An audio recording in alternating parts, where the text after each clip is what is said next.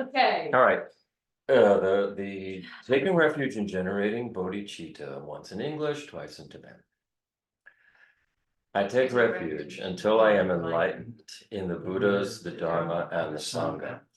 Through the positive potential I create by listening to teachings and the other paramuttas, may I attain Buddhahood for the sake of all sentient beings. Sangye chedang soki chognam la Jangchu bardu dagni gyapsu chi Dagi jinso gibe sonam ki Drola penshir sangye druparsho Sangye chedang soki chognam la Jangchu bardu dagni kyapsu chi Dagi jinso gipe sonan ki Rola penchir sangye drupa. I could have mentioned there, for those of us who have been sort of practicing the refuge visualization, we could have visualized the Buddha and rays of light coming towards us and all the sentient beings around us. So in this next one, four measurable thoughts. Let's go ahead and visualize Shenrezig, white, forearms, two hands are holding the jewel, the mani jewel, which represents everybody's Buddha nature. And one hand is has a mala going, and transmitting immeasurable joy that all people be completely happy and free from suffering. And the other one is holding, his other hand's holding a lotus, which is in recognition that we all have the capability of coming up of the muck and mire of our afflictive emotions and negative karma to blossom into the full enlightenment of a Buddha. May all sentient beings have happiness and the causes of happiness. May all sentient beings be free from suffering and the causes of suffering. May all sentient beings be inseparable from the happiness that is free from suffering. May all sentient beings abide in equanimity, free from attachment for friends and hatred for enemies. And then the next one on the next page, some of you may remember, and I am going to make a guided meditation recording this week of this 7-limb practice and the merit field and all of that stuff. But if you recall, basically you have the Buddha and the lineages of compassion and lineage of wisdom, lineage of consecrated practice, and the lineage of all of your teachers in the sky before you, and you're saying this prayer to them. Reverently, I prostrate with my body, speech, and mind, and present clouds of every type of offering, actual and mentally transformed. I declare all my negative actions accumulated since beginningless time, and rejoice in the merits of all holy and ordinary beings. Please remain until samsara ends, and turn the wheel of Dharma for sentient beings. I dedicate the merit created by myself and others to the great enlightenment. And then this mandala offering is also part of that 7-limb practice, if you want to look at it that way. And here the mandala offering, I think the best thing I think we could imagine is that all sentient beings get on a path to happiness and liberation and enlightenment for the benefit of all other sentient beings. That would be the greatest thing that we could be part of. And so we think of that here as an offering.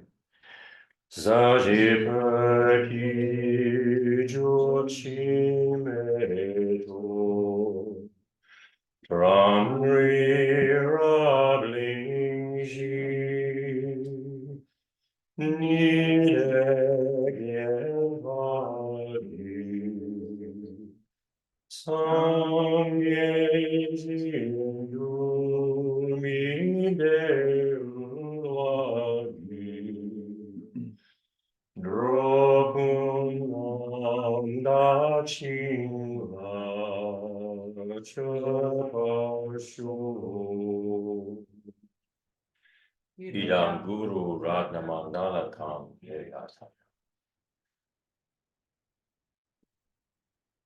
Okay. Welcome to today's Buddhist discussion and information and continuation of Nagarjuna's precious Garland. I remember the title of the book. It helps. Let's see. Let's go over a little review. So this is basically it's the second part of this section of the text, which is I'm saying is creating our future self. He's talking about Nagarjuna is talking about positive karma, negative karma, what the effects of it, what of the effects of those two, how we generate like a complete action of karma as opposed to sort of a partial, not fully engaged action of karma. So I'll have a little review here from what we discussed last time. Nagarjuna first presented instructions on 16 practices that he said would help to bring about a higher rebirth in us. And so there are the 10 virtuous and non-virtuous deeds. So and those were suggested by the Buddha. And those are the 3 of body, 4 of speech, 3 of mind that many of us are familiar with from our previous Buddhist studies. Then there were 3 more that he said to abandon. And so that would be number 11 we're going into. He said refraining from overindulging in drugs and alcohol. For really strict hardcore Buddhists, or say like a monk, somebody who's taken vows, you don't drink or do drugs at all, period. Like I said last time, His Holiness says, if you're what we're talking about is overindulging, excessive self-indulgent use of drugs and alcohol. So you be the judge of that for yourself, because His Holiness is not saying Westerners don't do it at all. He's saying it's a different culture. Many of us have a different genetic makeup than the Tibetans. He feels that Tibetans should not even have a drop because it's like the Native Americans, indigenous Americans. They easily can go right to being an alcoholic by doing that. And some people are that way. So you use your best judgment on that one. Too early to ask a question. No, not at all. This is what we're doing. So my question is a bit pragmatic, but alcohol is clearly recognized as a drug, and lots of information about too much is bad, even a little maybe even bad. Definitely are, yeah. But there are other things that we historically, societally, or culturally have said are bad, but it turns out may not be bad and may actually be helpful in certain situations and for certain Controlled situations, you mean? Yeah.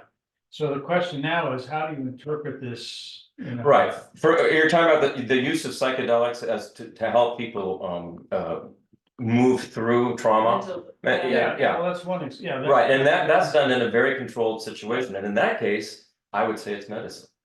Okay, so you wouldn't say it's a drug necessarily. I would say it's being used as medicine. It's the intention, how it's used. If you're just like drinking to get drunk, drinking to drink and spacing out on drugs all the time, I mean, then that's different. it's going to affect your consciousness. You're not going to be clear. You're not going to be able to practice the Dharma. No. So and in my case, our guru Geshe Drakpa specifically asked me not to drink. So I went, okay, I won't.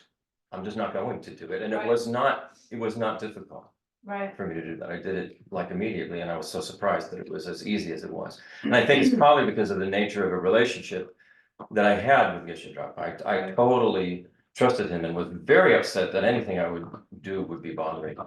Right. So that made it simple. Well, and it's in through you, Geshe Drakpa, and what he told you and spoke to you about with what, stopping the drinking, it has helped me. Because I would hear, remember what you had shared, but he said, well, why don't you just, I only drink once in a while, well, why don't you just stop? And I'm like, oh, okay. And so I had that same thought too. I was like, oh, okay. Yeah. So I just stopped. Yeah. It was just that simple. I don't know. It goes easy. Yeah. I didn't drink occasionally, I drank every day. I mean, I drank a lot. When I was it was like my father, when he'd be through working, he was an illustrator as well. He'd Right. stay up all hours of the night, and he always, I remember, he'd be sitting in the couch, conked out, holding a glass of whatever it was, bourbon, I think is what it Yeah. was. So that's what I grew up seeing, all right, when you're Right. through in the middle of the night doing your illustration work, wind down with, you know, a glass of something. I always would have wine, quite. Right, And but I was able to stop like Right. immediately, so Exactly. I'm really happy about that. yeah, Wasn't a problem. yeah, a lot of health benefits too. Yeah. All right, moving on, let's see. Then number 12 that he said we should avoid is wrong livelihood, which we talked about, you know, doing things in the way you earn a living, working in ways, doing things that would, you know, be harmful to others, whatever that may be, you know, that would be not true, that you would be deceiving them, tricking them, actually hurting, you could be hurting others, other beings through the work that you do. So to take account of that. And then the next one that he said we should abandon is harming others.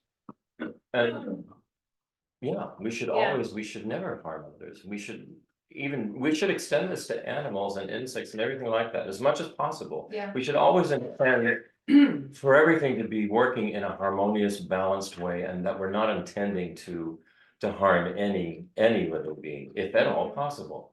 This is samsara, and it's not always possible. We you know, just driving in the car, we're harming beings, walking on the yard, we're harming beings. But when it comes to our mind, then it's possible not to do that.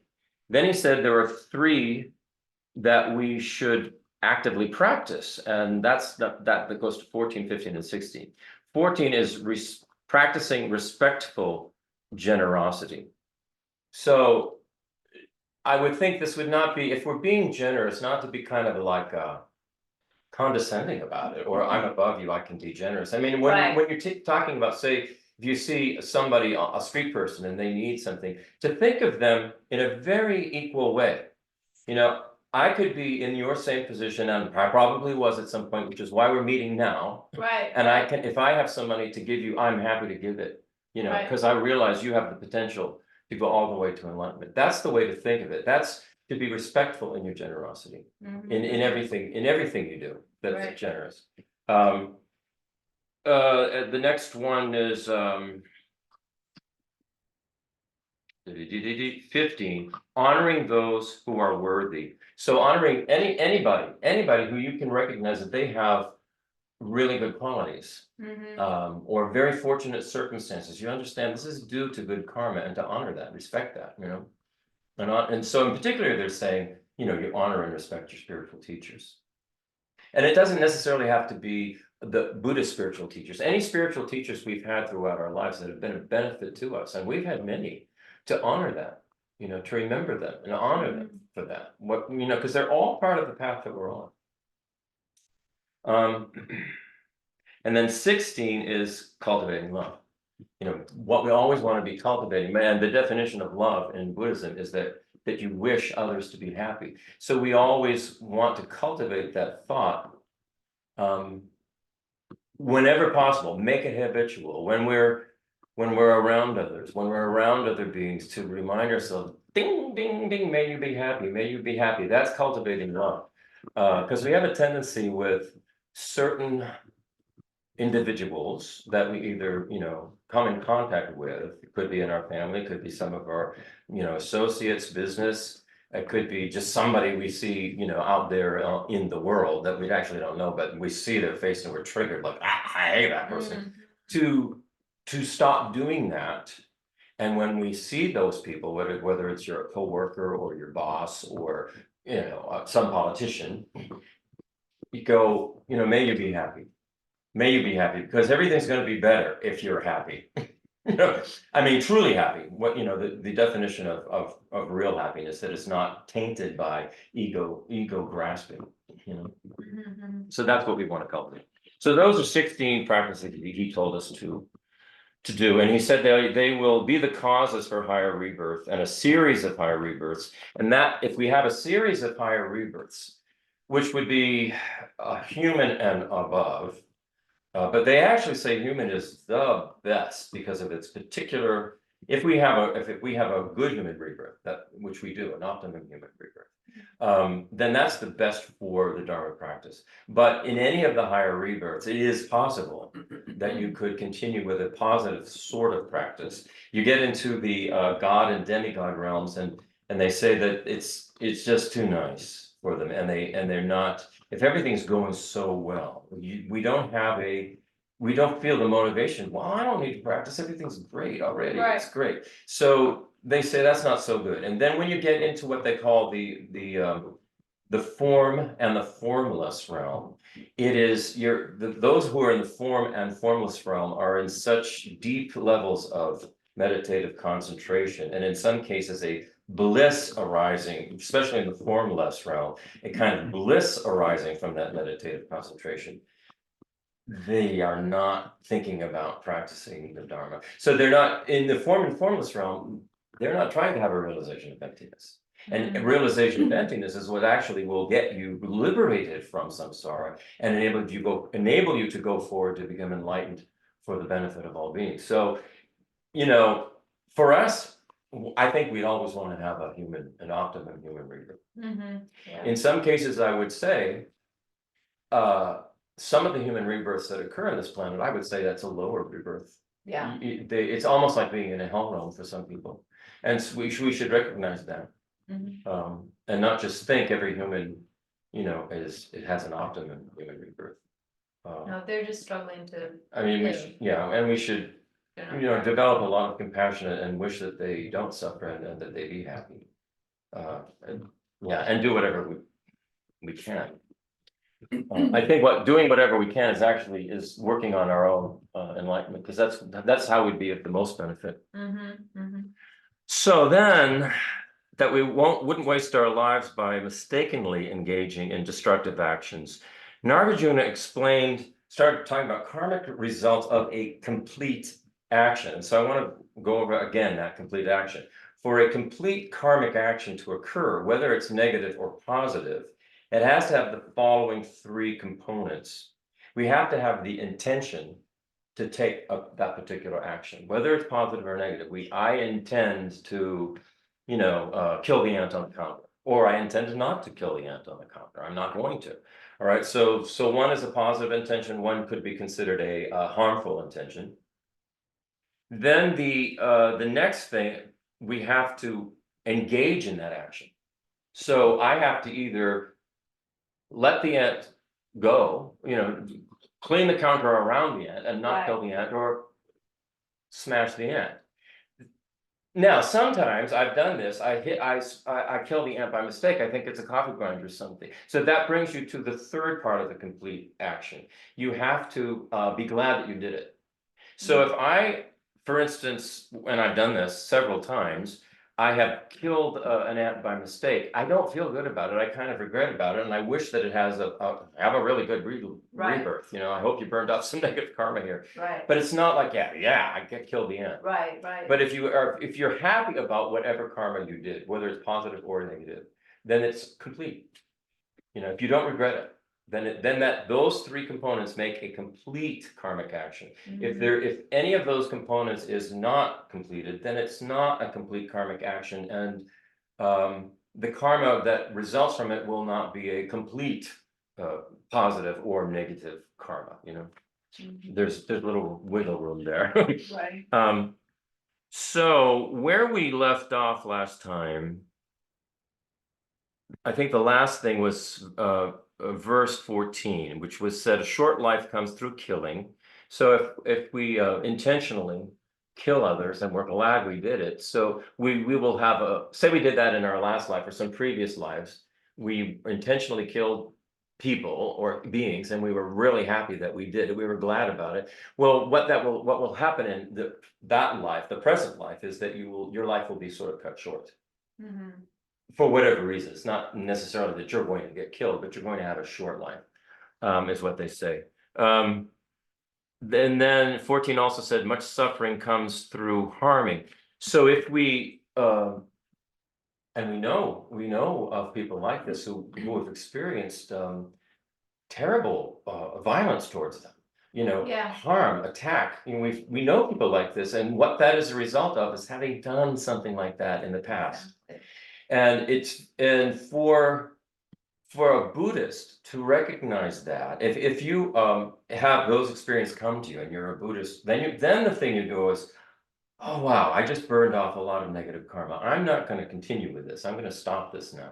And that can be quite helpful. It can ease it can lessen the sting of the action that occurred to you that was not good. And you understand that I must have done something like this for me to be able to experience this now. And now I burned it off. Right. I'm not going to condemn the person who did it. I'm not going to be angry. I'm going to let it go. Right. And do the best I can, And it may take some psychological work, but Right. it's very helpful to think that way. And then through you'll have poor resources through stealing. So if you engaged a lot in stealing, say you're involved in some business where you were skimming money off the top all the time, Right. it's basically it's stealing. Embezzling or something. Embezzling, like, Yeah. so what would happen in this lifetime is that you wouldn't have many resources. And no matter what you did, it would always be gone. You wouldn't have enough. And then the last one that we did was you'll gain enemies through adultery. So here they're using for harmful sexual conduct, basically. And so if you engage in harmful sexual conduct, meaning that it's going to harm somebody else by doing it. So either the person you're engaging it with, or somebody like in the case of adultery, you have a partner but you're having sex with somebody else, and they find out. Well, everybody knows what a mess that can be. Right. What a mess that can be, and that results in having enemies. You make enemies of the partner, or you have a partner who runs off with somebody else. That's so they and the person they ran off with become your enemies. So it's basically we want to sort of avoid that. Yeah. And and it can be worked out. But they say what will happen because of the harmful sexual conduct is that you will find that you have enemies. So that's what they say. I'm just passing it on. All right, that brings us now to the current one. This is stanza 15. We're still into the karmic results of complete actions that are unethical. So remember, this has to be a complete action.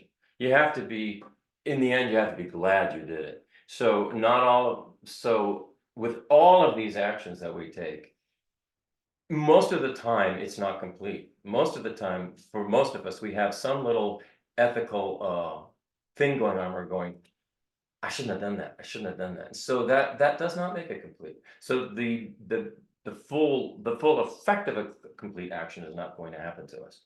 So here, this is from lying arises slander, from divisiveness a parting of friends, from harshness hearing the unpleasant, from senselessness. What senselessness is referring to senseless speech or idle talk. One's speech is not respected. So here's what in the commentary by Kensor Chekchak says.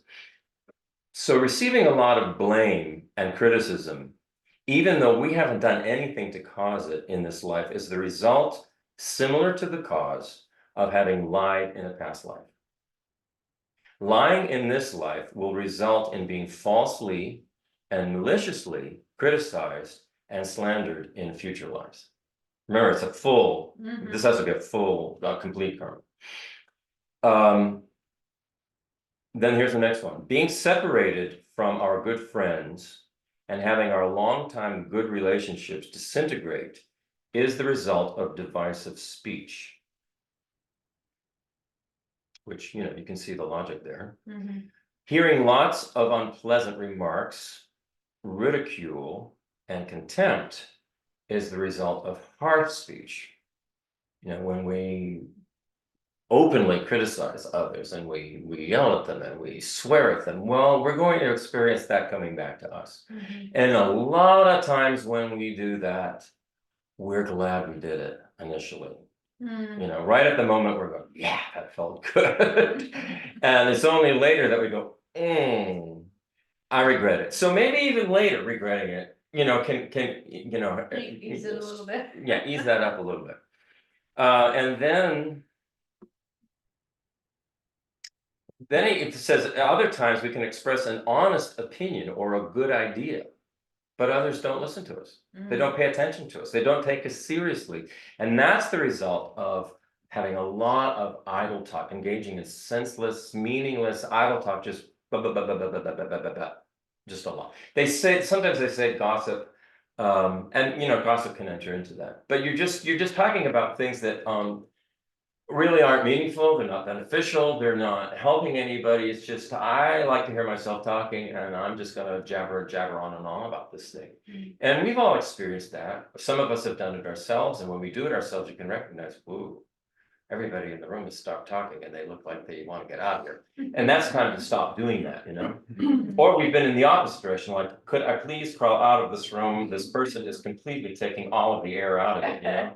And we've all experienced that. So that's what happens. People won't take you seriously. They won't pay attention to you.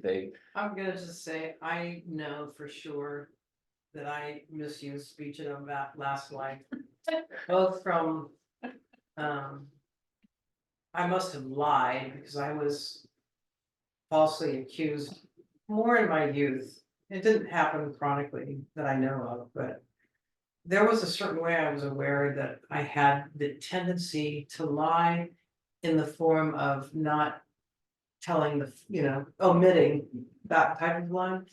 And it was really hard for me. I think I was in my 30s when I just said, I'm just gonna stop doing this. It was usually with you, it'd be like, I just wouldn't tell you that, you know, I bought us plane tickets to Hawaii until a week before, you know. Just admit that. But it's really interesting to hear this. I do listen to you most of the time. Also, in my professional life, this was telltale to me. This was always fascinating to me, and there may be other factors, but. Like right now, no one's probably listening to me. I'm listening. And in meetings. I can't tell you the millions of times this happened. I would suggest a solution, maybe in the first half hour of the meeting. And then the meeting would go on for 2 more hours, and then the conclusion would be to adopt the solution that I had suggested an hour and a half ago. Now, I understand the group has a process, but I always found that so weird. Well, did they even think it was because of your suggestion? No, Right, no, they no. felt that they came to that. Yeah, it's right. just like, Yeah. you know, I could go, Yeah. I could say the most profound thing and, you know. Right, that's a good example of that type of thing. And we all, as we're going through this, we can see where we're at. We can see Right. the kinds of things. It may not be in this particular section, but we get to the next one and go, oh, that's me. That's what I'm experiencing in this life, you know? So it's great. It's valuable to see that and to realize I need to stop doing that. You know, if I'm continuing to do that, I need to stop it because it's not This is helpful. kind of mundane in a way. It's something I saw in social media, but I've noticed that it's affected my thinking about speech. And it was this, wise people talk about ideas. Typical people talk about events, and small-minded people talk about other people. I just found that kind of a Yeah. handy little formula.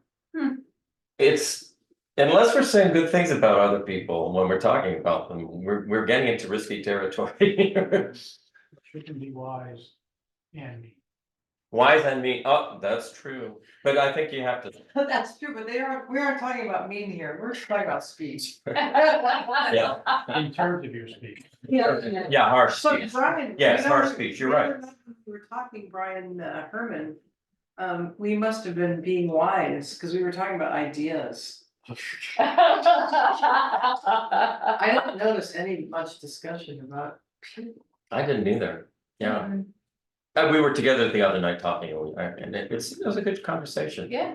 As far as I remember. All right. So moving on, stanza 16.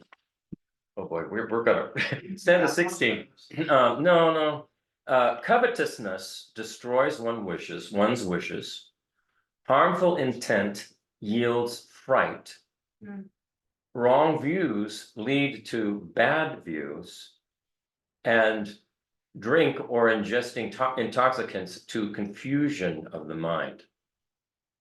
So here we go back to the commentary. Mhm. Being covetous results in not being able to get what we desire and being prevented from accomplishing our plans and goals. Being easily frightened or very suspicious of others is the result of having harmful intent in the past. So you can see that's so logical. If we've had harmful intent, then that's part of who we are, and we project it onto everybody else. We think they have harmful intent too, because I do.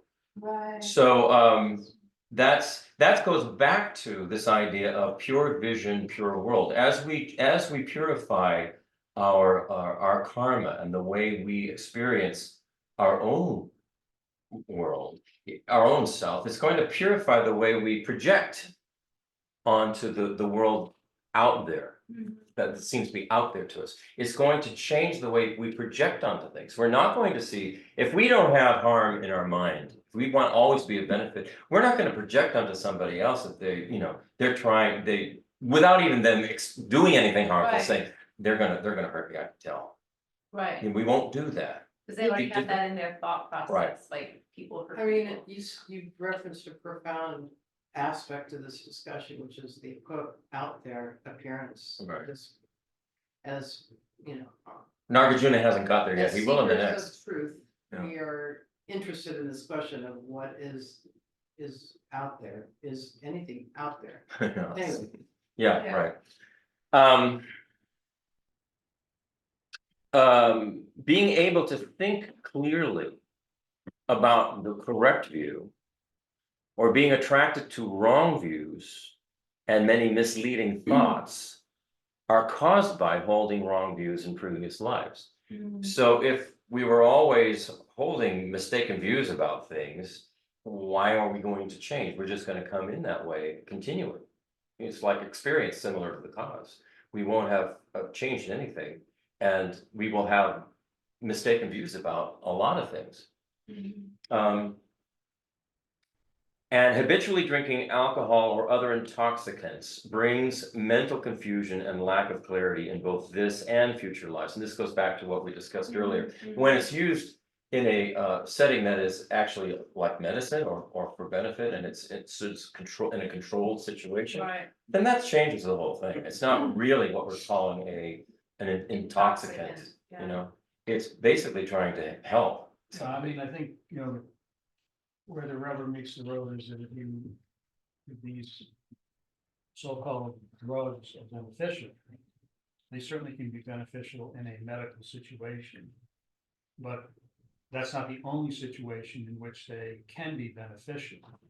But if you do this outside of a civil structured process procedure, is that, still okay or not? So, Yeah. the Indians, for example, have these rituals where they do ayahuasca and all the time, and Yeah.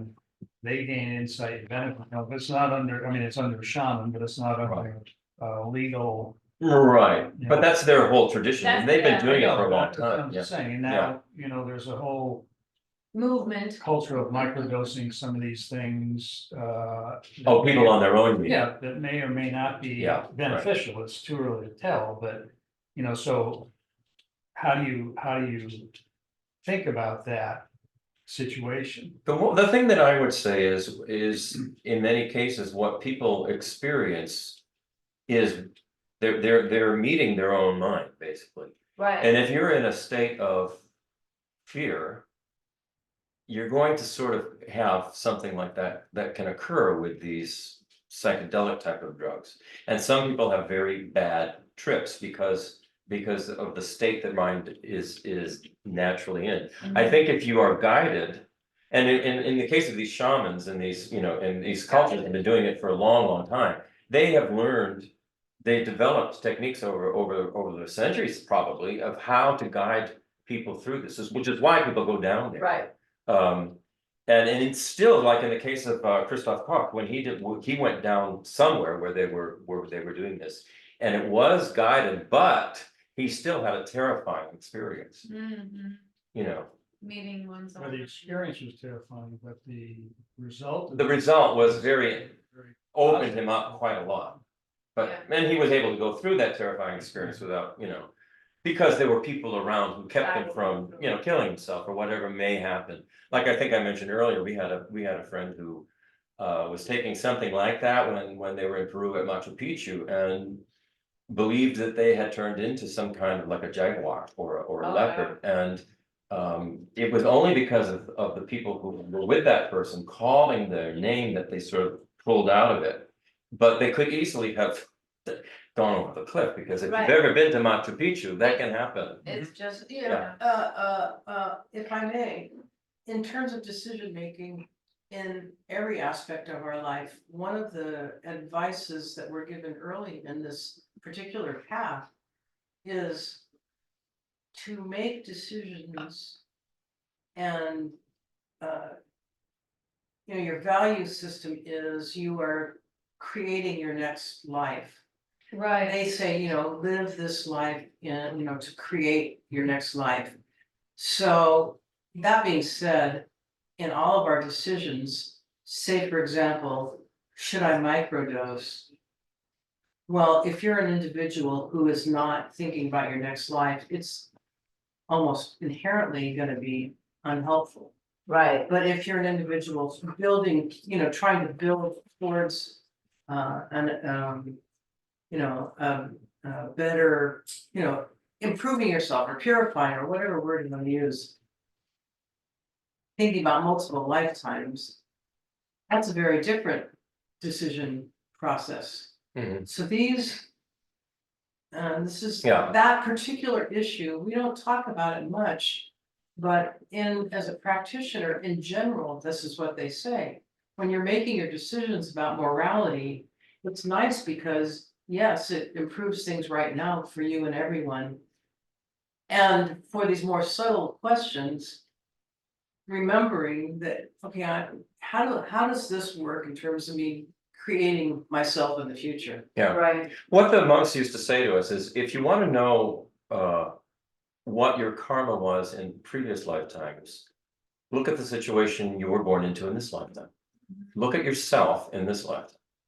And then they say, if you want to know what you're going to become in the next lifetime, look at yourself now. Look where you are now, where you're at, Well, what you're doing, what you're doing, how you're behaving, you know, speaking, anyway. you yeah, know, thinking. So that's, Sometimes we get into the weeds so much. Yeah. And I'm just saying, this is a general feeling I'm having more and more, is that we forget some of the basic givens of what we are taking on board with a philosophical view that we have multiple lifetimes. And that we're constantly building us in the future. I Right. think sometimes we get a little lost in the debate about, is abortion good or bad, and is this or that, should we give money to the Right. beggar, should, you know. No, Yeah. you know, I mean, we need, unless we keep that the long view in mind, we'll, I think, well, I think if we keep the long view in mind in general, we'll serve that aim. what I would say about the psychedelic drugs is, in many places in the world, it is illegal, including here. And so we're certainly not condoning that at all. And as a Buddhist, I'm not condoning that, but it's totally up to the individual, really, whether it's going to be beneficial or not. And I would just leave it there, you know, because every person's situation is a different one. right, And, you know, I just would leave it there. It's not condoning it, not saying don't. Right. but, you know. So, 17. yeah, did we do the line? We did drinking. Somewhat, okay, yeah. So giving, not giving. So then we're, yeah, so the result similar to the cause is of two types in terms of our experience, what we experience and how we behave. So there are two results similar to the cause. So the examples above that were given about covetousness and harmful intent, the fright, the bad views, the confusion of mind from drinking, or intoxicants. The examples given above are the results similar to the cause in terms of our experience that we have. For example, as a result of killing in one life, wait a minute, the result similar to the cause in terms of our behavior is the tendency to do those same actions again in the future. For example, as a result of killing in one life, we can develop, or one can develop, the habit and the wish to kill and enjoy killing in the future life. So if you look, for instance, at a lot of really avid hunters who are, they love it. They love it. They absolutely love it, and they think that hunting, even just for the sport of it, is a wholesome activity. Right. And that's because they're having a result similar to the cause in terms of their behavior, that they've carried this behavior with them. So I want to give the example of a friend of ours. I mean, a just salt of the earth guy. A really nice guy. You would love him if you met him, and in a professional. I mean, very, very accomplished. But he loves hunting and killing for the sport of it. Right. And we were having a conversation one night, and of course the current topics came up, and it was something about, oh, I don't know, something about, somebody sexually abusing your child. Mhm. And he, without a moment's hesitation, said, I would just take him out behind the barn and kill him. I'm sure. So it's because the habit of killing is so strong. The idea of shifting from an animal to a human is not that big of a shift. Right. And then of course you'd have to figure out how to hide that or justify it or whatever. But that's where the behavior's similar to the cause. If it's one that's kind of destructive, you want to look at that. You want to look at that and see if you can sort of pull it back a little, or keep it in check, or see if you can make it more beneficial, rather than destructive. Then another example is somebody may have a habit of lying from having done it in previous lives, so that they just have this habit of it. Or someone else may repeatedly sleep around and have extramarital affairs due to familiarity with those behaviors that they were doing in previous lives. So you can, in many cultures, it's just considered, that's just the norm. I mean, they talk about this in France all the time. Well, people just sleep around, that's the way it is.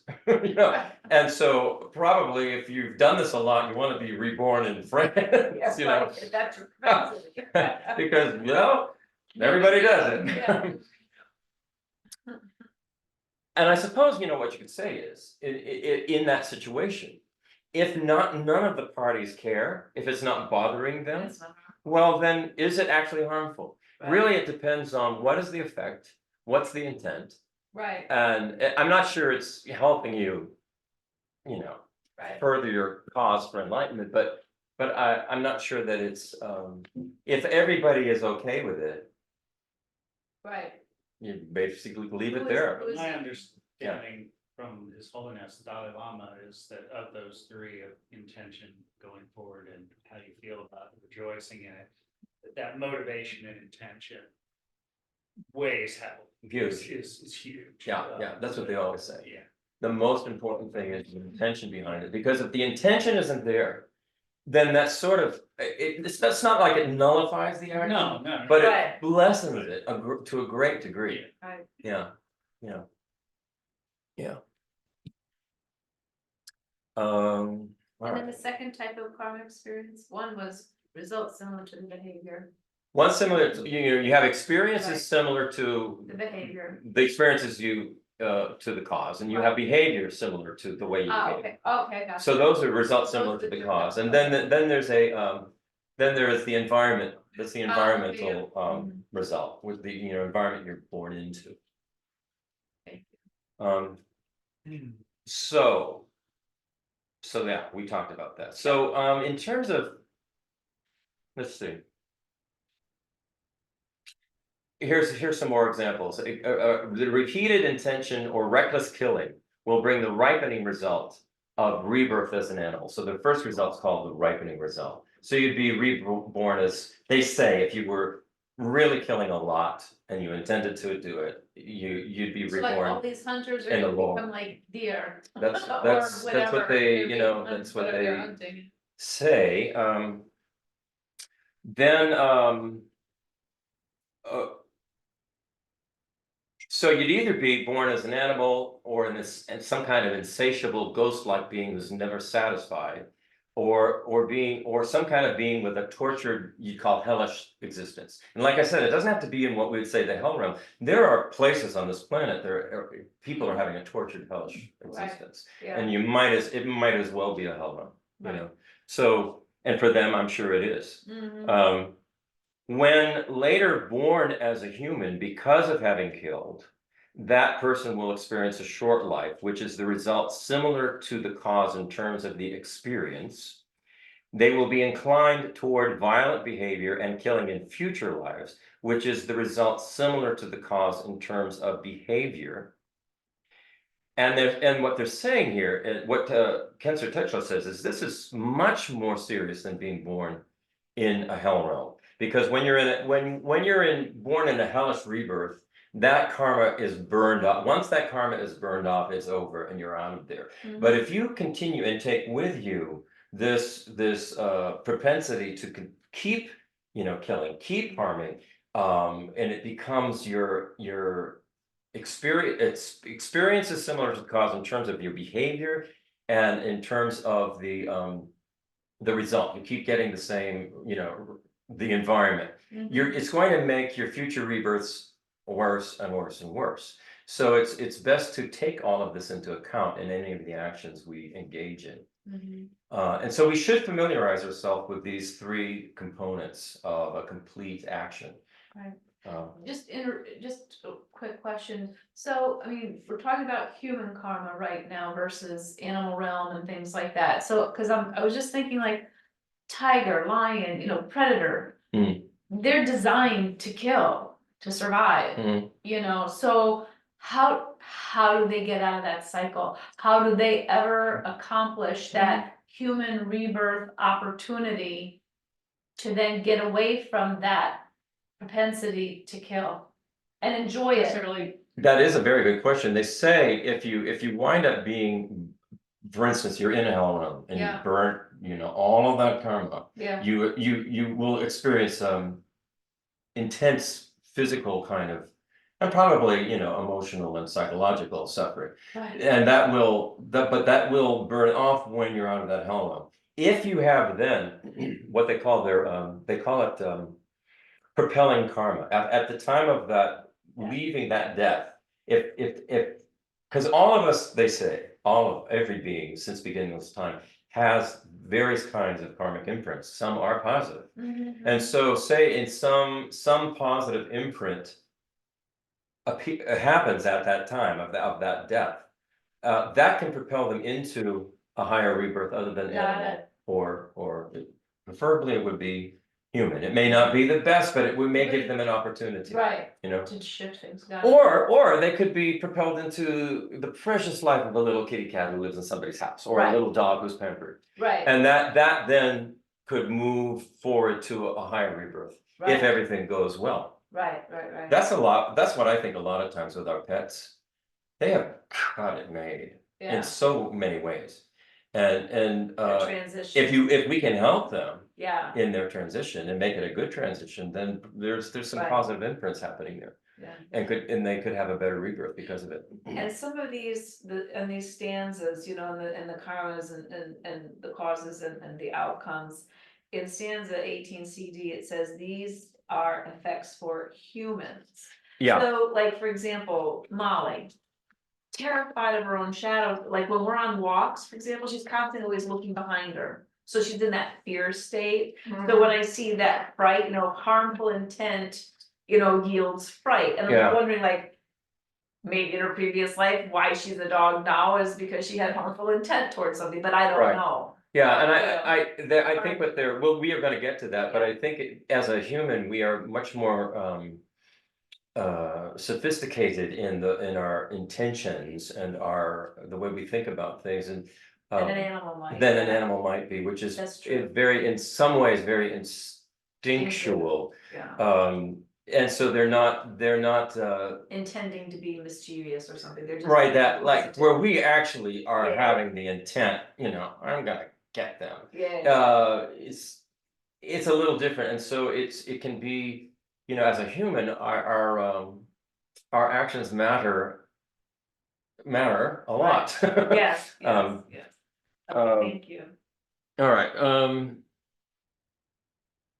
so this is so the environmental, is this where I am? Yeah, Environmental. yeah, Two types of so, environmental. when we take and keep a layperson's precepts, which is like, don't drink, don't steal, don't engage in sexual misconduct, I forget what they are, there are like 5 of them. Or we do or we take bodhisattva vows. We make a determination to ourselves to stop our habitual destructive tendencies. What this counteracts is results similar to the cause in terms of behavior. When we purify our unethical actions by using the 4 opponent powers, remember those? There's regret, reliance, remedy, resolve. It's all part of that, the 7 limb practice. When we purify our unethical actions by doing that, it also opposes this result that's in terms of our behavior. Result similar to the cause in terms of our behavior. Because the power of the resolve is not to engage in that action again, to try not to engage in that action again. So already we are changing and purifying what may have been negative behavior that we were engaging in this lifetime. So that's why those purifying practices are so helpful and are so important for us to do as Buddhists. Trying to either get a good human rebirth.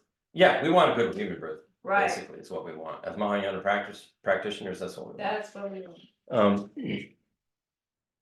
Or we want to have an experience of emptiness and get liberated and start working on enlightenment seriously, The environmental result manifests as our living in a certain place. For example, habitual killing will cause us to live in a place where there's a lot of conflict and war. In addition, the food, the drink, the medicine in that place won't be good. It won't be beneficial. It won't be potent. There's another. Habitual lying will result in that we live in a place that smells bad, is surrounded by unreliable people, where fear and corruption in society runs rampant. Now, of course, there are places right in the United States right now that fit that bill. Every city. You could be born into that, right? Pretty much. Yeah, and all the corruption that we see, we can clearly see this. This is a result of habitual lying and deceiving to get what you want. And so, I mean, do we not see this in politics? I mean, we see it all the time. So it's quite apparent. And then there are some people, he says, and this is true, they have the opportunity to leave an unpleasant place and live somewhere that's better, and they will insist that they stay in that place. That somebody else goes, well, why are you staying here? Yeah. They don't want to leave. Right. They feel comfortable, in that environment. And that's the environmental result of past destructive actions. These 3 results, the rebirth you have, that's the ripening result. Then the ripening, the results similar to the cause in terms of your experience and your behavior, and then the environmental result. These 3 results can come from one action, because each of the 3 components of a complete action, each of those components serves as the principal cause for one of those 3 results. Our motivation, our intention is the principal cause for the ripening result of the rebirth we take. The action that we take itself, and we're talking about complete actions, the action that we take itself based on that motivation is the principal cause for the result similar to the cause in terms of experience and behavior that we have, the way we act and what we experience when we're being brought up. And the outcome of the action, that when we take an action, a complete action, the outcome we take is the principal cause for the environment that we're born into, the environmental result. You know, if we're really happy about a good action we took, we're going to we'll wind up in a good environment. If we're happy because of a bad action we took, we'll wind up in an environment that corresponds to that. Then we go to stanza 17.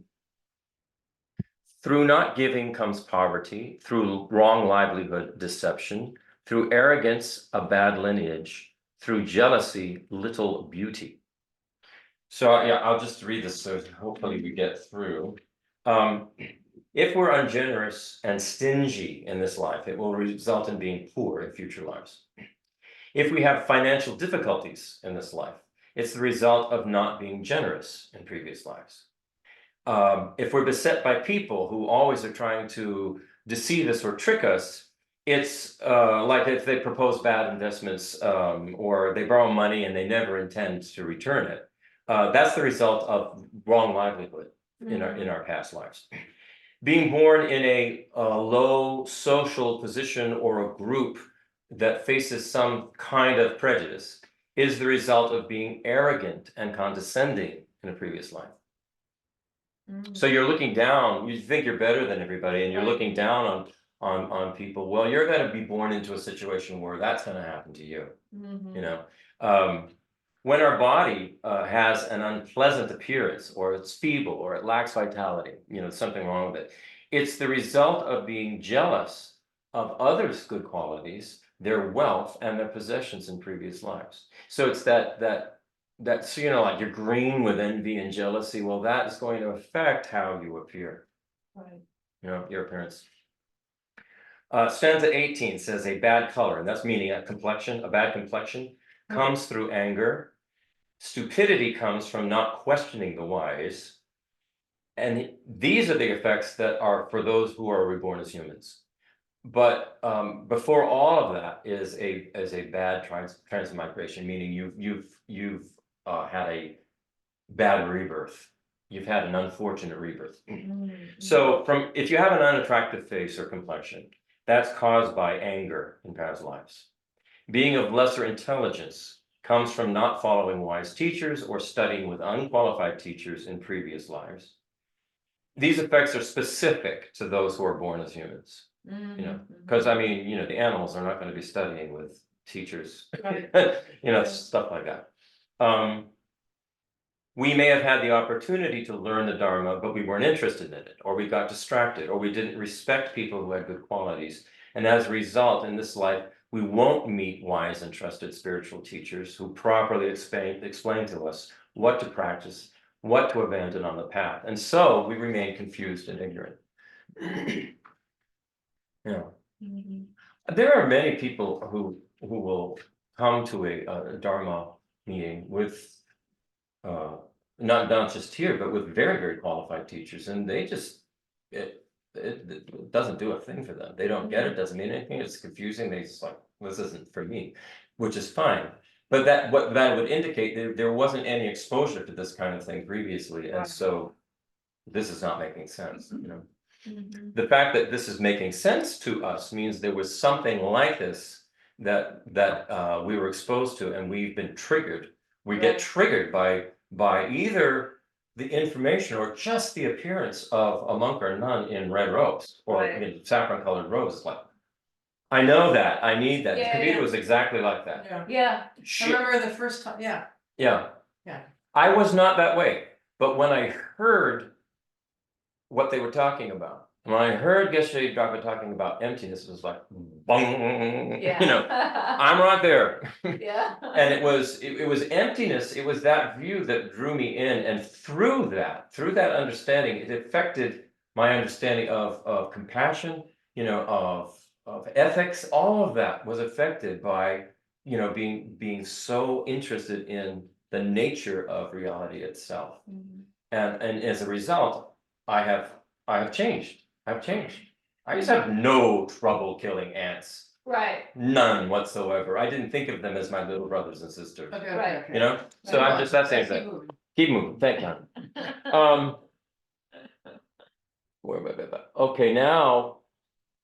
The ripening results, the ripening result of an action. Is experienced first. That then is followed, so you're born first, in the environment you're born, you're born, as the kind of being you are. Followed by the results similar to the cause, what you experience in that rebirth, how you behave, and the environmental results, where you are. It's said that very destructive actions done with very strong motivation bring the ripening result of rebirth in a hell type of existence.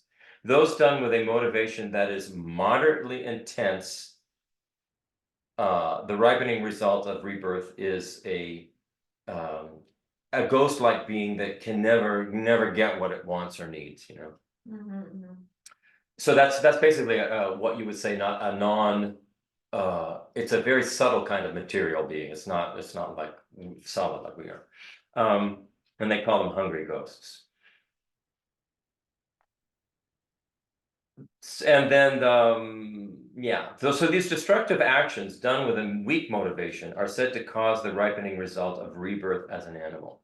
And the reason that they posit it this way, it's because of the viewpoint of the intensity and the duration of the suffering that's experienced, because hell beings experience the strongest pain for the longest period of time.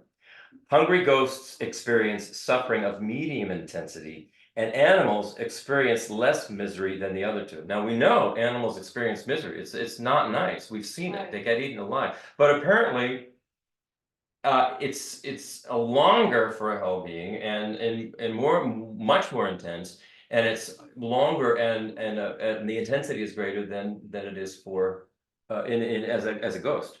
So.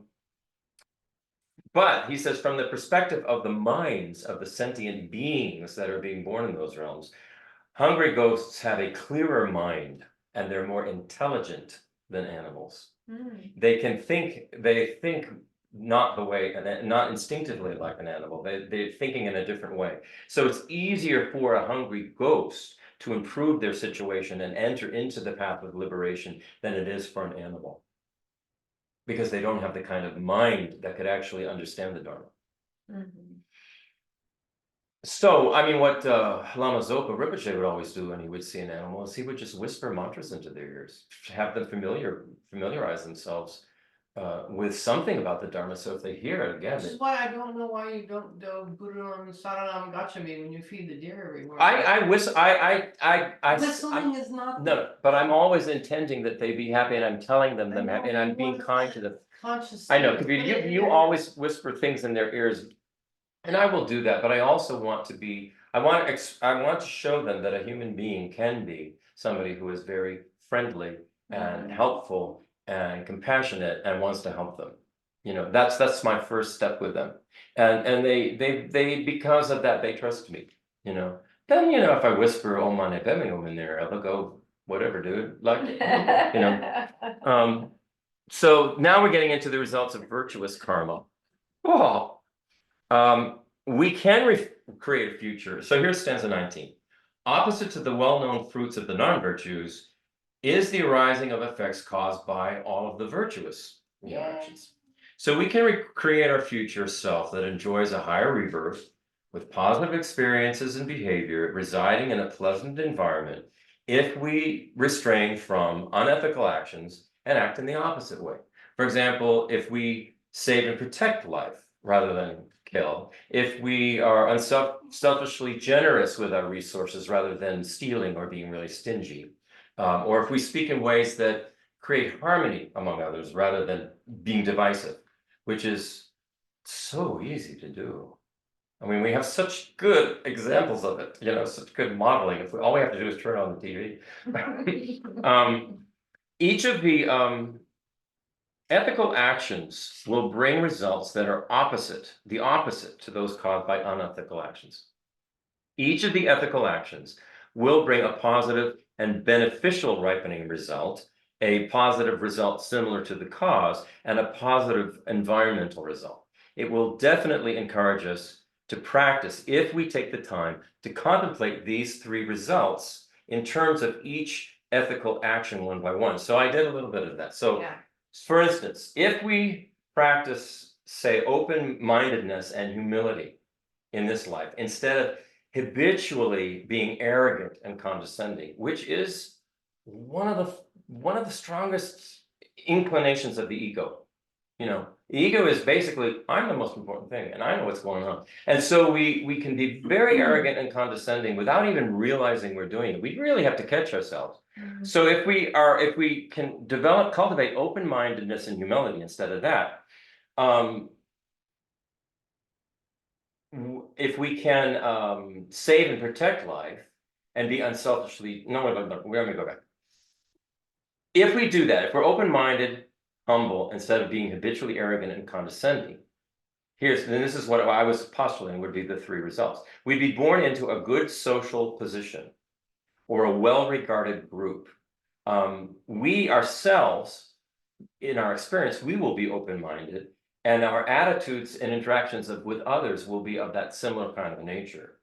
And we'll live in a place, in an environment where respectful understanding for other beings is the norm. Mm-hmm, You know? yeah, Yeah.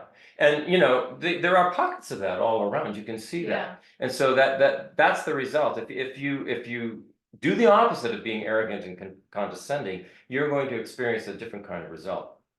I did another example. If we practice using our speech to engender peace and harmony among others, instead of habitually using divisive speech, which is so prevalent, right? What will happen is we'll be born into a family with good relationships between the parents and among the siblings. We'll experience strong, lasting relationships throughout our lifetime. And the environment we live in will be peaceful and harmonious. Now, how many of us, grew up in a family where it was not that way? It was not that way amongst the siblings and the parents and all this stuff. Many of us have had that kind of experience, but it wasn't that bad. But if we can develop this idea of creating harmony and inclusion with our speech rather than divisiveness, these are the kind of results we can expect to experience. Even things could change within this lifetime if we're doing it enough. We're going to see a shift in that. So it's an interesting exercise to go through those three components of a complete action and what a complete positive action would result in. right. So now he's going into a detailed explanation of virtuous and non-virtuous karma. This is stanza 20. Desire, hatred, and ignorance they're often called attachment, anger, and ignorance. Desire, hatred, and ignorance, and the actions they generate are non-virtues. And non-desire, non-hatred, non-ignorance, and the actions they generate are virtues. That's the stanza. So destructive or non-virtuous karmas refer to actions of body, speech, and mind done under the influence of attachment, anger, or confusion. In Tibetan, they say confusion and ignorance. They mean the same thing. So in the desire realm, and I think should go through this because not everybody is clear on this. And desire realm includes hell-like beings, ghost-like beings, animals, humans, and god-like beings. So in the desire realm, attachment, anger, and confusion are by nature. They are unethical and they're unvirtuous. Any actions of body, speech, and mind motivated by attachment, anger, and confusion in the desire realm is going to be, to some degree, unvirtuous. There are two other realms in samsara, which we do not talk much about. One is called the form realm, where basically what's going on there are 4 levels of meditative concentration that a being can go into, and it's very, very, very subtle matter that they exist in. It's not a body like we have, and it's called the form realm. And basically all they do is They are just in this meditative concentration, and there are 4 levels of it. Then there's a third realm of samsara called the formless realm, where there is not a form at all. And there are these extremely subtle meditations, concentration meditations that they go through. It's like a meditation on complete, like infinity. I mean, it's these weird, it's these things that are formless kinds of meditations.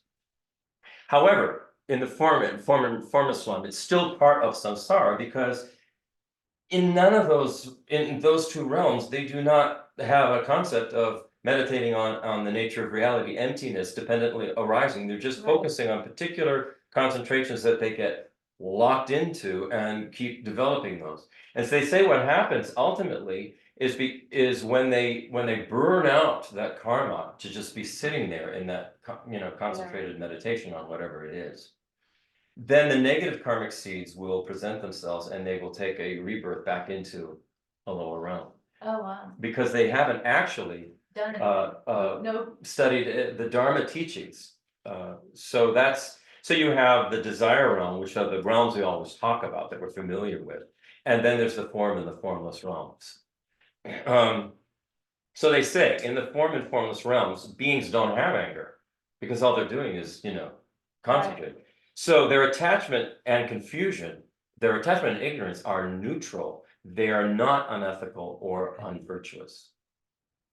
But because the realms we're in, we're not in like this meditative concentration all the time. We're behaving and acting and doing things. So our things that are triggered by our desire and our anger and our ignorance, those desire, anger, and ignorance will be of an unethical nature. Does that make sense? it does. Okay. So there are 2 forms of ignorance. And like I said, Tibetans, they use confusion and ignorance. It means the same thing. So here are the 2 forms of ignorance. The first is the ignorance of the ultimate nature of reality, which grasps at the inherent or independently existing nature of the self and of phenomena. We think everything exists out there the way it appears to us, independently from its own sign, and we think we do too. The me, the I, we think that is the way it is. So that's the ignorance of the ultimate nature of reality. The second kind is the ignorance, and this is really important, the ignorance regarding karma and its effects. This is why he's teaching us this. Because if we don't understand karma and its effects, we can get into a lot of trouble. The ignorance of the ultimate nature of reality is not by nature negative, it's neutral. Just to not understand how things actually exist is not by nature a negative thing, it's neutral. However, the ignorance of karma and its effects is naturally negative, because it is confused regarding what is ethical and unethical. And it's true, we look at the world and even look at us in the past. We are confused about what is ethical and unethical. And what we do is we justify unethical behavior and we forsake ethical behavior. And this confusion is present whenever we create some kind of unethical karma. And I wanted to go into a current event, and we probably could spend the rest of the time talking about this. We shouldn't. But if you look at, let's take one of the first destructive action of the body, killing. Well, look at the history of the world and look at war. What is war? It is killing. That's what it's about. It's about killing. So we can look at the current wars going on. And what we do, and what always happens, is we justify why we're going to war. And our political leaders will justify, and they'll even put a rosy label on it, especially in this country, saying, God bless America, as you're going in to kill other people. Now, killing itself is a very unethical, non-virtuous behavior. And yet what we do is we justify it, saying that it is a good thing. And we think that it's a bad thing not to go to war and kill those horrible people who are keeping us from getting what we want. And we don't even understand the levels of this. And it was, I remember when 9/11 happened, right? 9/11 happened, somebody immediately was to blame, and somehow it wound up going to not just Osama bin Laden, but it went out to Saddam Hussein and weapons of mass destruction that were in Iraq. And so we were getting all riled up that this is where we have to go and fight a war there and in Afghanistan, all because of all of this thing going on. And this was justification. This is for God and country. Right. So I remember at that time, I was on something on TV, something on the internet, I think. And there's a group called the Carlyle Group. They're headquartered in Washington, DC, but they are a multinational corporation. They're a financial investment and asset management and stuff to do with that kind of group. And I remember watching, there was maybe they were in Washington or maybe it was in New York, but they were in a big conference hall. Tons of people were in the audience, and they were mostly men with ties and jackets and all that kind of stuff on. And the guys up on the stage, they were all men. And they were sitting around this table and they all had their ties and stuff. And they had a big thing on the screen, and it was a pie chart. And what it showed was how much money was going to be made to these various groups because of the war in Iraq. And they were giddy about it because there was like, look at all of this money from weapons manufacturing. Wow, this is great. Look at all the money from, the infrastructure rebuilding after we bomb, and all of these construction companies are going to go in. You're going to get all of these contracts. They were absolutely giddy about the fact that America was going into this war because of the amount of money they were going to make from it. How is that different from the billions of dollars this country is now pouring into Iraq on a regular basis? What is it actually going to? It's going to weapons, it's going to infrastructure, it's going to all of that, the same thing. In World War II, Yep. this is a matter of record. All you have to do is look it up. Prescott Bush, who was the father of George H. Walker Bush, George Sr. and the grandfather of George W. Prescott Bush was laundering money for the Nazis into this country, into banks in this country, laundering money. Henry Ford, during World War II, not Henry Ford, but the Ford Company, was manufacturing war vehicles for the Nazis and war vehicles for the Americans and war vehicles for the British. They were playing both sides. Go back to World War I. There was and this is also a matter of record. You can look it online and you can find the essay this guy wrote. And I think it was put in the paper. He was a general in World War I. His name was Smedley Butler. And out of his experience in World War I, he said, war is nothing but a racket. It's all about profit, making money. You destroy places so that you can then build them back up. You get rid of some of the excess population, and it is a racket. So when we go back to this kind of unethical behavior regarding justifying what we do is we will justify unethical behavior and turn it into being, oh, this is good.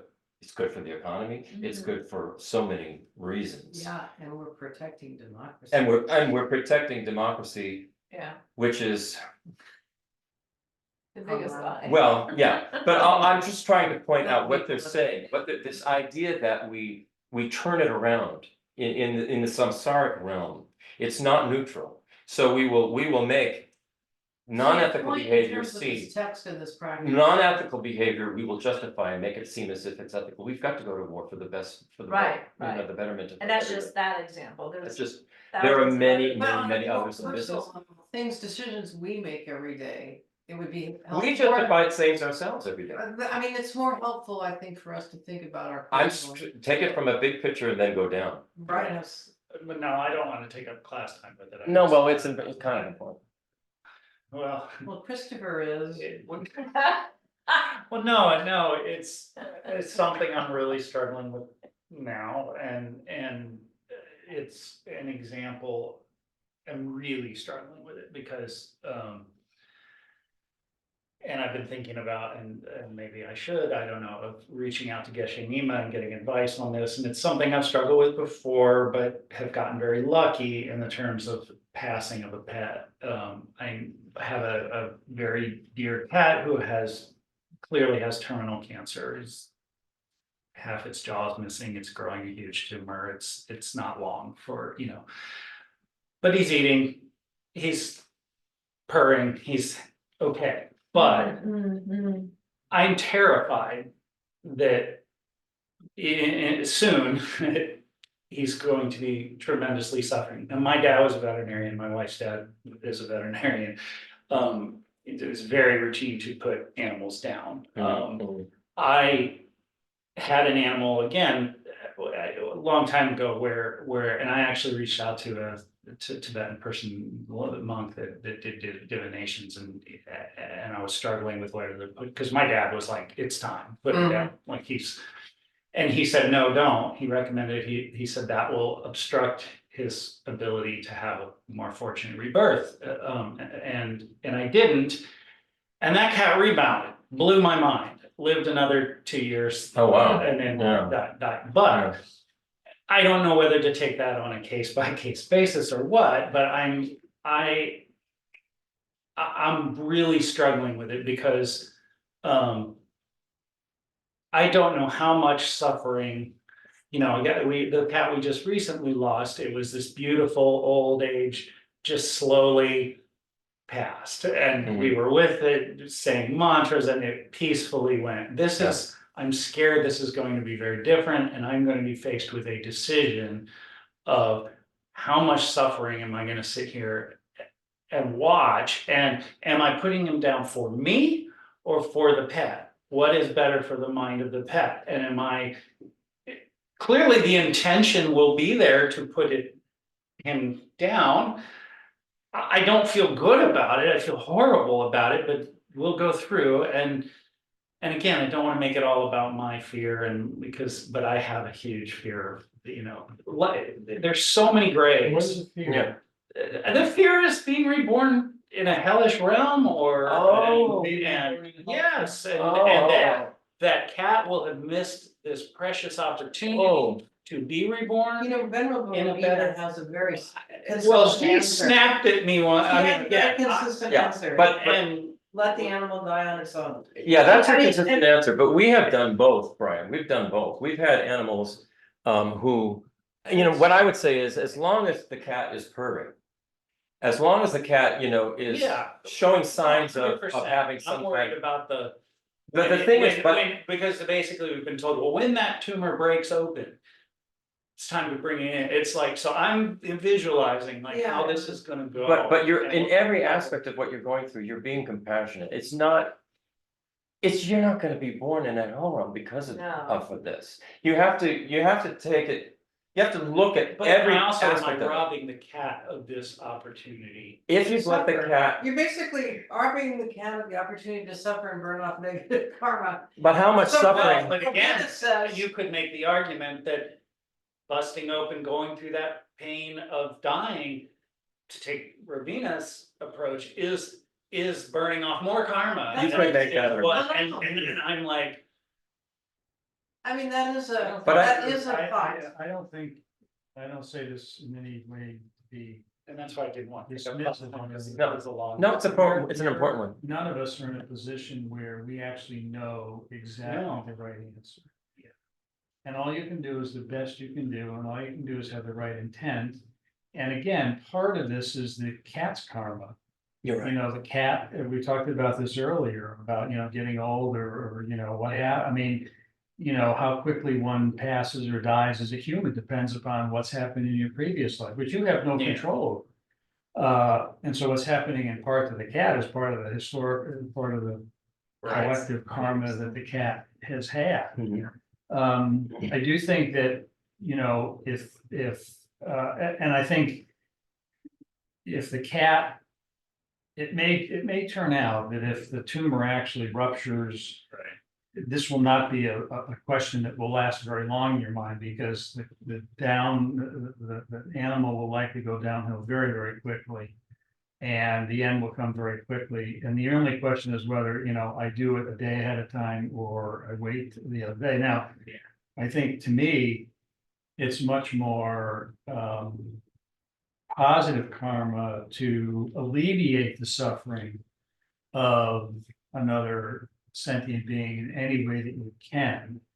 And then just, purify your own karma and say, I'm doing this with the intent to alleviate the suffering of the animal. I may have created negative karma for me, but I want to purify my karma by reciting the Vajrasattva mantra, and so you can do both and give yourself some peace of mind and some I don't want to say freedom, but some ability to feel like you're doing the thing with the right intent for the right reason. It's like the monk who shot the guys on the boat with 20 people, he did a bad action, but he saved 20 people. It's kind of this, it's kind of the same. Oh, yeah, that story where, That's a really good answer. Got it. I think that's a really good answer, because your intention is to, that cat won't suffer more than necessary. The cat's already suffering. I mean, we have done both. We've had cats that we couldn't even get close enough to even help them. They were feral, and it was horrible. The level of suffering was horrible, but I guess that was the cat's karma, because we couldn't even get, in some ways you could say it's part of the cat's karma if they have a human who can alleviate their suffering at a particular point. Once you know for certain that the cat's not going to rebound, and you can see that this is suffering, and the suffering is just getting worse. All this, because you already, in a way, earlier in this class, you talked about the 4 binding factors. Your intention. The intention, that's what I'm saying. Wait, just hold on. Your intention is to alleviate suffering. and to be a benefit. That's your motivation. It's not to kill. Your Right. intention is to alleviate Right. suffering. So it's not a The complete. cat gets killed, It's mixed. and your feeling about it is you regret that you had to end its life prematurely. I mean, so you can see it's not a hell realm ticket. The one thing I would say is, But to I'm not glad have you're your, worried about how, you must have done some very bad things that you're so worried about. one thing I would say, Brian, is switch your intention from, I don't want to go to a hell realm because I killed the cat, to the intention of being, how can I help this cat? How can I alleviate its pain and suffering as it's going through the death process? And that would be the You're intention. being very selfish worrying about you going to a hell realm. Well, I mean, don't I mean, that's batter it, very because No, I mean, that's just blunt. you No, are, but yeah. And I get you, I But would it's tell you true. 100% of the time when we put down an animal, it was for our benefit. Christopher was tired of Well, our that's- poodle oozing, just. Oh, initially, when I was young, yeah, I mean, the poodle was bleeding all over the house. Poodle and could so- have probably lived, but, it's been very interesting also just watching these cats go through these long, it's not fun, I mean, I know, and it's just not fun to have a dying animal Yeah, sitting that's on the your other couch thing for you 2 could weeks. say, Brian, is that, you are here. You are a practicing Buddhist. You have already had a very precious human rebirth. Sure. You are struggling mightily with all of these concepts and the intent behind these concepts. You're far along the path, and just the fact that you're contemplating these things, you're thinking about these things, you're trying to figure out the right path to take. No, I mean, I think all of that speaks to how far along the path you are, and that those are the things that I think we spend all of our time trying to become comfortable with, become, logically analyze, adopt. And so I would say, the odds of you ever ending up anywhere else except yet another precious human rebirth are exceedingly small. You're And pretty far along. again, already. I'm also, what really sticks with me is when that person who did the divination was saying, you're gonna rob it of an opportunity. And that. Well, they that don't sticks know up all with the me. thing. I mean, Right. Again, but I don't know if And that they're was not like- specific, Right. right, that animal. I mean, That's what Ravina always says, and she'll say, play mantras, put pictures Which of I've been holy being, Doing you know. already, but again, it's like if it gets to a point at which it could, and I'm doing that while he's still aware. right, Yeah. and it goes back to intention. just the Yeah. intention to alleviate Well, suffering. we have the situation going right now with the chicken, and I'm every day going, should I just end this now? And I get. We Yeah. can talk on. I know. But But It's this a, is- it's a hard one, it's a hard decision, it is, especially as This- a Buddhist. This is good, because it's, you know, it shows that we're involved in this analysis of justifying negative actions, and are we justifying negative actions, or are we right, acting? because when you read this stuff, it sounds very black and white. It's like, kill, Yeah. you're gonna be killed. You do this, you're gonna be doing, and it's like. The world is so gray. It's so gray. I mean, my grandfather was a bomber, B-24 bomber pilot. He killed probably thousands of people. Now, his life was also cut short, but. You know, presumably, and again, we refer to them as the greatest generation. Right, You and know? it probably was not his intention to want to kill, but he felt that he was doing the right thing. No, for his absolutely country. not. So Yeah. it's a very mixed, I Yeah. imagine, a very mixed bag. Yeah. However, that is also, like you said, that is where the whole concept of military industrial complex and justification Yeah, on a giant scale absolutely plays into it. I don't know that that's, he was any part of that. Absolutely, yeah. But, I don't know if this is helpful. it is a lot of gray, is. very much so, yeah. And I think it's ironic that I named my son Gray. Yeah, I was Talk about that. I think that's karma right there. Before I became. We walk around every day, and I think Christopher said this earlier, you know, we kill thousands of organisms every day, Yeah. just taking a step here and there. Yeah. And so I asked Yeshe, what are you supposed to do? Because, you know, Yeah. you're really, the numbers are against you if you really want to be Oh, yeah. good. He said, you have to go back to Buddha's time, when Buddha said, we weren't able to see these things in Buddha's time, so if we couldn't see them and we don't know that we're doing harm intentionally, it's okay, it is what it is, it's their karma. Well, that it's they also, are it's kind of aware. like giving cats flea treat, they're miserable because of the fleas, and So you're you're like, killing I'm them. intentionally killing these fleas, and it's like.